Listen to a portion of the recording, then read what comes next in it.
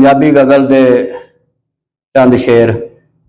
पानी विच मधानी पानी पै गई है, पानी विच मधानी पानी पै गई है, फिर मक्खन दी आस भी लानी पै गई है। पानी विच मधानी पानी पै गई है, फिर मक्खन दी आस भी लानी पै गई है।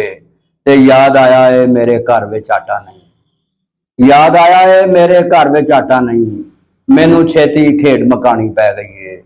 याद आया है मेरे घर विच आटा नहीं, मैनू छेती खेड मकानी पै गई है।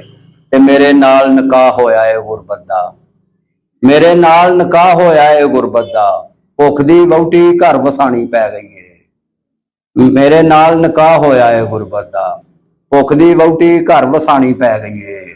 ते तेरे मेरे सारे रिश्ते मुक गए ने, तेरे मेरे सारे रिश्ते मुक गए ने, तेरे बोझे यार दुआनी पै गई है। तेरे मेरे सारे रिश्ते मुक गए ने, तेरे बोझे यार दुआनी पै गई है। और तू भी वांग शरीफ दे रुलदा फिरना है, तू भी वांग शरीफ दे रुलदा फिरना है, तेरे नाल भी वंड कोई कहानी पै गई है। तू भी वांग शरीफ दे रुलदा फिरना है, तेरे नाल भी वंड कोई कहानी पै गई है।